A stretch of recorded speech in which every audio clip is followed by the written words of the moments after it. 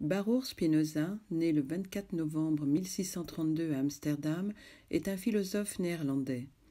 Il occupe une place importante dans l'histoire de la philosophie, sa pensée, appartenant au courant des modernes rationalistes, ayant eu une influence considérable sur ses contemporains et nombre de penseurs postérieurs.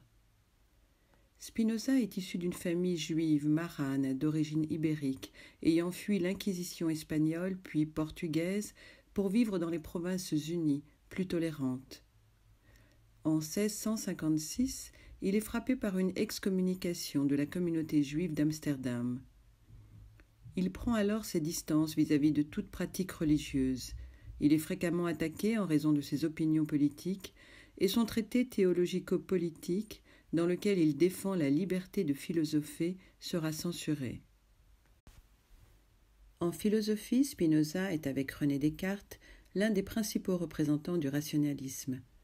Le spinozisme se caractérise par un rationalisme absolu, laissant une place à la connaissance intuitive, une identification de Dieu avec la nature, une définition de l'homme par le désir, une conception de la liberté comme compréhension de la nécessité, une critique des interprétations théologiques de la Bible, aboutissant à une conception laïque des rapports entre politique et religion.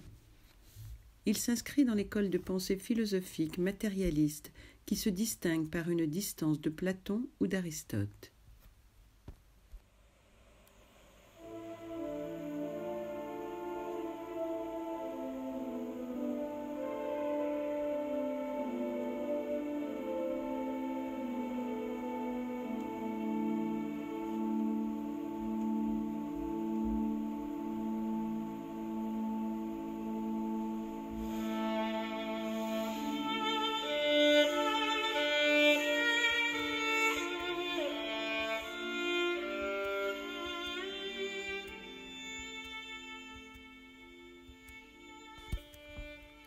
Spinoza avait passé sa vie à étudier les livres saints et la philosophie.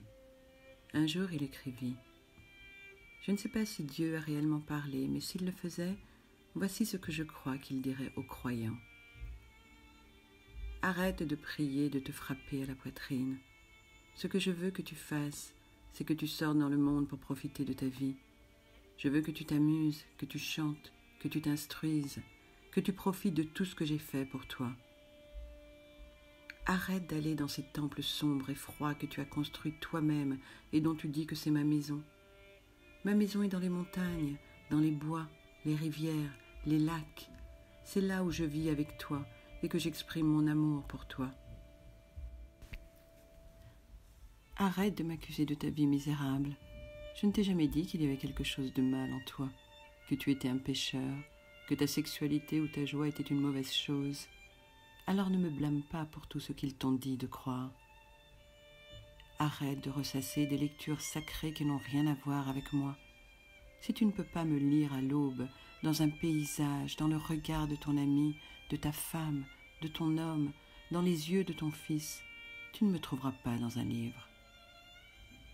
Arrête de te faire peur. Je ne te juge pas, je ne te critique pas, je n'entre pas en colère et ne te punis pas. Je suis pur amour, je t'ai rempli de passion, de limitation, de plaisir, de sentiments, de besoins, d'incohérence, et je t'ai donné le libre arbitre. Comment puis-je te blâmer si tu réponds à quelque chose que j'ai mis en toi? Comment puis-je te punir d'être ce que tu es si je suis celui qui t'ai fait?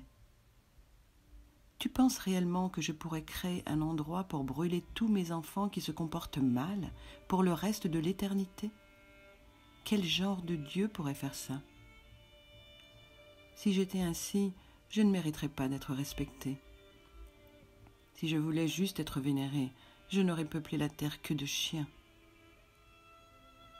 Respecte tes semblables et ne fais pas ce que tu ne veux pas pour toi.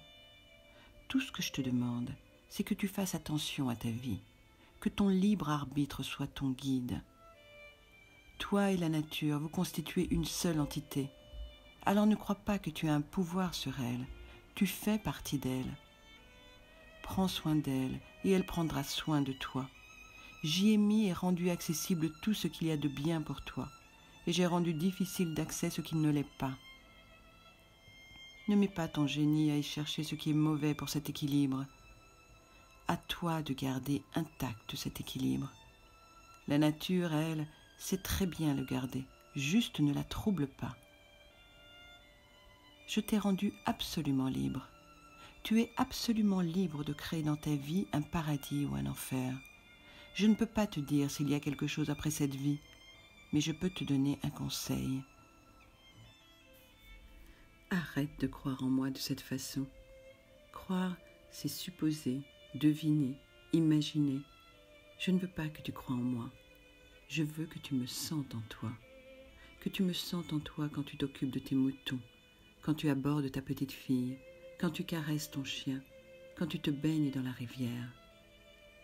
Exprime ta joie et habitue-toi à prendre juste ce dont tu as besoin.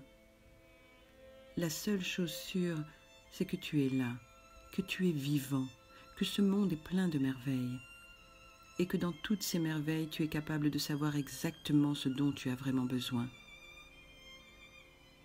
Ne me cherche pas en dehors, tu ne me trouveras pas. Je suis là, la nature, le cosmos, c'est moi.